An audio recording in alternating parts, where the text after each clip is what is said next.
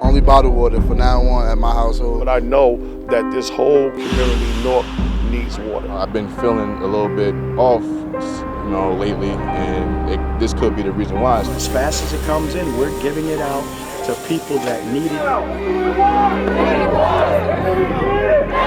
And there's hundreds of people who have problems. I'm not sure if it's lead in my water, but I'm just making sure that my kids safe. They should have been giving out water a little earlier. It can cause issues with memory, neurovascular issues, things of that nature. So that's why we think it's very important to proactively get out and start testing patients. This is not Flint. Water worries, New Jersey's lead crisis. Here is Karen Lee. Safe drinking water, a basic human right, a given for most in America. For some parts in Newark, New Jersey, what's coming out of the tap is toxic. City officials there and in surrounding communities are scrambling to make things right. Just this past week, they reached an agreement to spend $120 million to replace pipes all throughout the city. It's a fix that'll take years, and still, truckloads of bottled water are being handed out every day. I'm Karen Lee. For the next 30 minutes, we'll take a closer look at why this is happening and the deadly repercussions that could happen if this lead problem lingers any further, not just in Newark, but in every community in New Jersey. Newark is a city on edge. The latest crisis surrounding their drinking water, tough to swallow. The people of Newark will not be poisoned! Lead concerns fueling frustrations.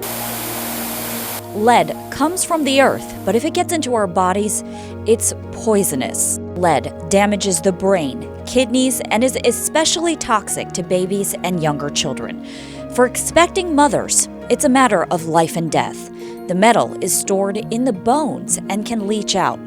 Newark's top leader, Mayor Ross Baraka, knows the risks. His wife is pregnant. I understand people's feeling. I have that feeling in my own house, My wife is there, we have lead service line. We use a filter there. She's pregnant, so that is on her mind, on everybody's mind. So this is very, very personal for me.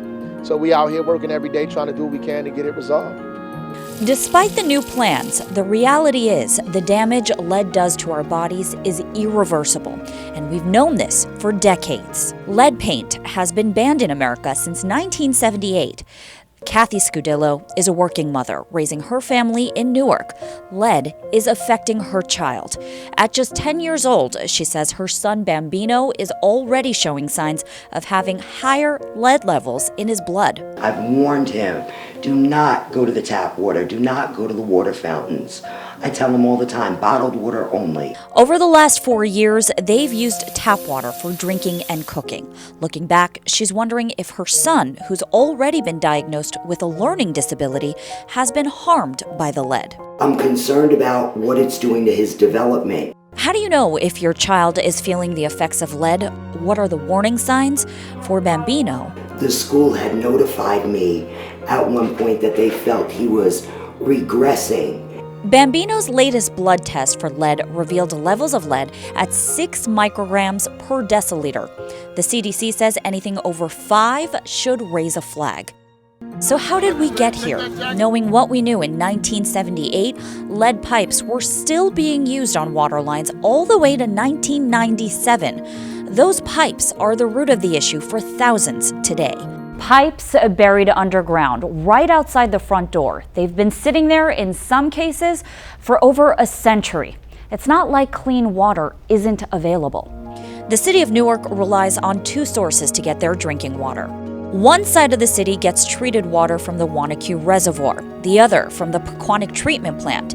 City officials are focusing right now on the homes in the Pequannock section of town. A fight is going on to get more attention on the homes serviced by the Wanacue Reservoir. The National Resources Defense Council filed a lawsuit asking bottled water be given out beyond the Pequannock section. They say they recently lost that fight. The city has argued that it's like crying fire in a crowded room, that if we start distributing bottled water to people in this eastern part of the city, people won't trust their water. We think that horse is out of the barn. A lot of people are not trusting their water. What we really need to do is make sure that the health of the most vulnerable citizens here in Newark is protected. Mayor Baraka disagreeing. There's no evidence that the Wanakee was affected at all. Everybody knows that. The folks that are in court, the judge knows it. Everybody knows that. It's very clear. The evidence shows that. And, you know, we're giving out water as a precautionary thing, and the EPA didn't demand us give out water. City officials began handing out water filters to residents last October. Those filters promising to remove 99% of lead from the water. Between 20 to 40,000 filters were given out. Residents then skeptical. It's been about 3 years. I still am afraid to drink any tap water. Fast forward 10 months later, and those suspicions are validated. Tests coming back weekly showing 2/3 of the filters are failing. The government's acceptable limit of lead in drinking water is 15 parts per billion. In some cases, results are coming back over 50 parts per billion. Governor Murphy had the chance to see what goes into filter testing earlier this month. He says the real solution starts underground. You've got lead lines, you have to have a plan to replace them over time. And that's exactly what officials in Newark plan to do now. The city is working to replace all lead pipes in the city free of charge. Is it too little, too late? I think it's a start. One of the issues that we have is that every program that the city has come out with, the filter program, the water distribution program, the lead service line program, the education program, there's holes that can be poked into each and every one of them. Some residents are still not getting the resources that they need. So it's like, okay, you have this money, you have this great plan, but will you be able to execute? You had to be happy that it's being done, but this is not something that was new. And not always easy, especially for lifelong residents who can only sit by and wait their turn. After all, they are just one out of 18,000 people registering at the same time to get their work done. City officials expect the latest funding to shave several years off what was originally estimated to be an 8-year project. We have to continue using the tap water because it's too expensive. I mean, I'm on fixed income right now. I figure to myself, this is for my health, for my family health. Many say they already have bad taste in their mouths. Even after work is completed, residents say they'll continue drinking bottled water. They dug into the ground and they went all the way to the water service that's in the street, and they replaced it with copper line all the way to the feeding to my house. Do you trust your water now? No.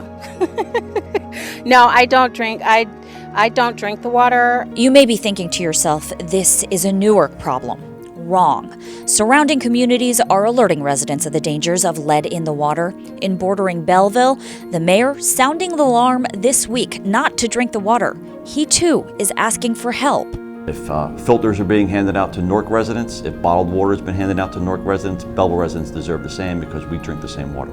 In nearby Bloomfield, a plan is already in place on the municipal level. When households do have high lead levels, we go out and we fix the connection between the main and the household. There are programs and screening options that you can participate in. We'll have more on what's being offered in the next few minutes.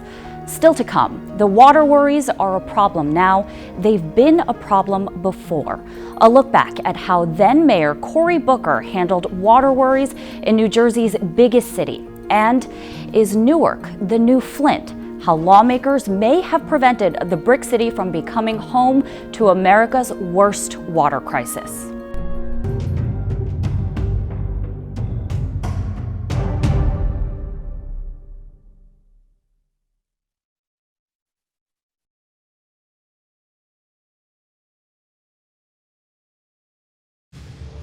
Would it be rational?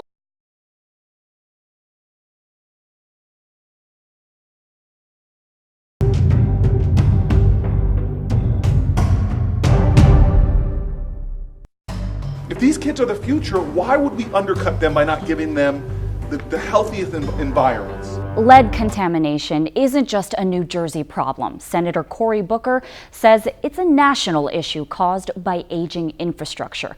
The former mayor of Newark, not a stranger to the Brick City's water crisis. Most of the problems surfaced after his tenure, but critics say Booker's administration may have turned a blind eye. They did not want to hear the discussion about the possibility of lead in the water being a serious issue. Dr. Stephen Marcus worked for New Jersey's Poison Control Center.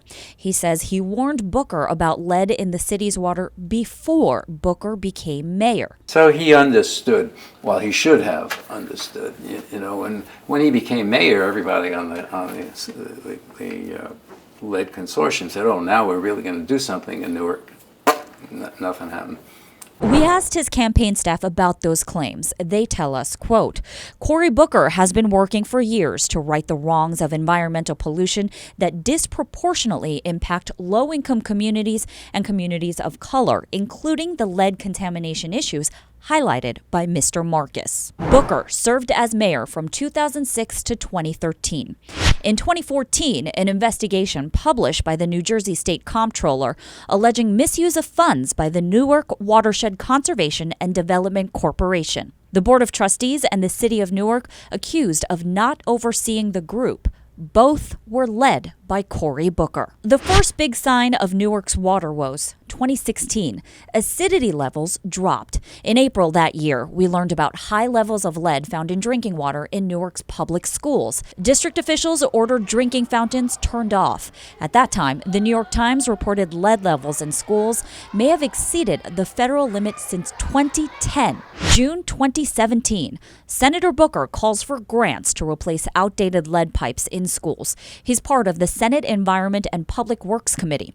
Booker and Congressman Josh Gottheimer introducing the Get Lead Out of Schools Act, the intent to close gaps in monitoring requirements. We should incentivize testing, and that's one thing our legislation does. It provides grants to do the testing, and then, very importantly, it makes sure that we close loopholes in the lead and copper rule in order to protect our children.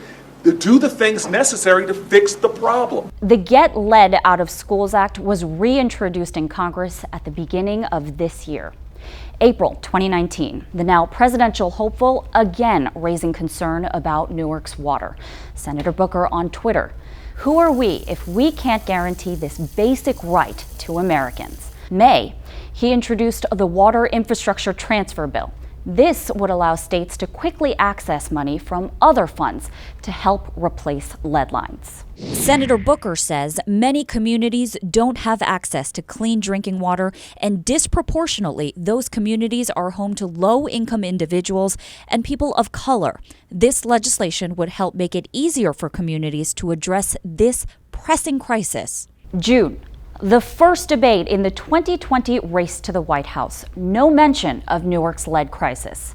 July, the second Democratic debate in Detroit, Michigan, less than 100 miles from Flint. Some candidates were questioned about Flint's water crisis, brought to light more than 5 years ago. Mayor Bill de Blasio promises to help lead contamination in New York City's public housing. Secretary Julian Castro talked about his time in charge of housing and urban development and how he went to Flint to help distribute water filters. Congresswoman Tulsi Gabbard bringing up the issue of clean water. Senator Cory Booker was on stage that night. No mention of Newark's lead crisis in this debate. Earlier in August, the news of filters failing in Newark. Senator Bob Menendez joined Senator Cory Booker to call on the EPA for help. New Jersey already distributing water at this point, but lawmakers said federal help was necessary. The EPA has a team in Newark testing the water and working with health officials there. This month, an announcement on a $120 million deal that'll speed up the replacement of lead service lines. About this, Senator Booker said, "This announcement is a welcome step toward removing the threat of lead from Newark residents' drinking water. I will continue working at the federal level to ensure Newark has the resources it needs." The senator declined our request to speak on camera about this issue. Ever since lead levels in Newark's drinking water began to spike in 2017, city officials have maintained the situation in Newark is nothing like what unfolded in Flint, Michigan. We are confident to say that the water source in Newark is fine. There are a few issues at the schools, and they are elevated. They're not elevated to the level of Flint, so when people are putting that out, it's irresponsible to say that. That is absolutely not the case. The situation may be different. The bottom line remains the same. People are drinking and using contaminated water, and they may not have known that were it not for the crisis that grabbed national headlines in Flint. Flint was the poster child for so many other cities across this country because of this aging infrastructure that we have. Lead levels are measured in parts per billion. The federal government doesn't have to get involved until lead levels reach 15 parts per billion. But the FDA says drinking any amount of lead is dangerous. The Flint water crisis began in 2014 when the city changed its water source from Lake Huron and the Detroit River to a less costly source, the Flint River. Insufficient water treatment caused lead to leach from the pipes into the water. In Newark, a change in pH at a water treatment plant likely caused some pipes to leach lead, according to a preliminary report commissioned by the city. In Flint, researchers from Virginia Tech tested the water. The highest level of lead, 13,000 parts per billion. Basically, toxic sludge. The city was reconnected to the Detroit water system, but the damage was done. In Newark, one home contained 1,600 parts per billion. It pales in comparison to Flint, but still greatly exceeds the already generous federal threshold. Newark officials say the Pequannock plant failed at treating the water. That caused untreated water to eat away at the lead infrastructure of the service lines on the western side of the city. Flint Mayor Karen Weaver says it may not be just the service lines. We've changed the pipes, but when your in-home plumbing, when your in-home fixtures and appliances have been damaged, you still have a problem. And so I'm glad they're recognizing that, and I'm hoping that they not only deal with the pipes, but they deal with what has been damaged in people's homes. 5 years after Flint, 15 people have been charged, but no one served jail time for what's considered one of the worst man-made environmental disasters of all time. And kids are feeling the brunt of it. A report from Education Week shows 1 in 5 students in Flint's public schools are eligible for special education, a 56% increase from the year before the water crisis started. Newark continues to challenge parallels between the two cities. Mayor Ras Baraka says Flint was a criminal cover-up, whereas Newark has been nothing short of transparent.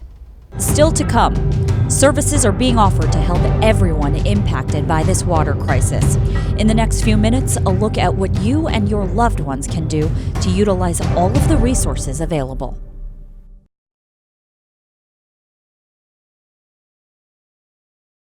Introducing News 12 Plus. What you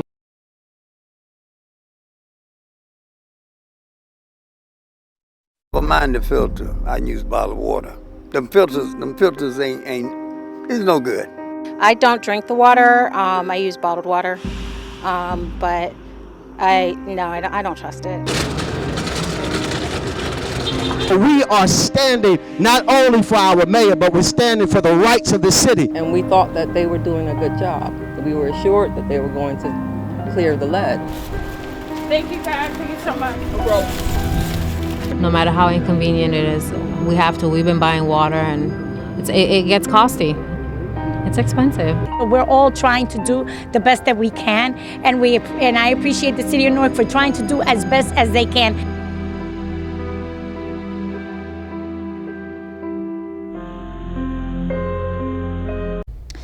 You've heard about how Newark got to this point. Here's what you need to know to keep moving forward. If you do have lead in your water at home, school, or your business, the EPA recommends running the water for 10 seconds before using it. If your water is 15 parts per billion or higher, a filter is recommended. Make sure yours is labeled as NSF certified. For residents in Newark, University Hospital is offering free lead testing. You must show proof of residency. Once there, a simple blood test can detect lead poisoning. A small blood sample is taken from a finger prick or from a vein. If you need help getting around, companies like Uber and Lyft are helping out. Both are offering residents rides to water distribution centers. You can find the codes to get where you need to go on news12.com. If you're still weary of contaminated water in your home, lead testing kits can be found at most home improvement stores. Some even offer that test free of charge. If you'd like to donate to the effort to provide clean bottled water to Newark residents, you can do so by texting water to 20222. $10 donations will go to the United Way of Essex and West Hudson's Water Fund. Links to water resources in your community have been running at the bottom of your screen. And finally, if you think you or any one of your family members may have been drinking tainted water, it's best to visit your doctor. I'm Karen Lee. Thank you for watching. Newark officials say they gave out 2,000 cases of water yesterday alone. The mayor says bottled water will continue to be given out until further notice. Protesters pushed through officers and mounted police, hoping to have their voices heard. University Hospital is offering daily free walk-in lead screenings. The church has given out at least 7,000 cases of water in less than a week. People in Newark taking advantage of the city's lead service line replacement program. But the governor also echoed his own calls from last week, saying the state's effort can't go on forever. Meanwhile, getting back to those lead service lines, we have been told they will be replaced at no cost at all to homeowners. Previously, when this work was being done, homeowners were having to pay up to $1,000.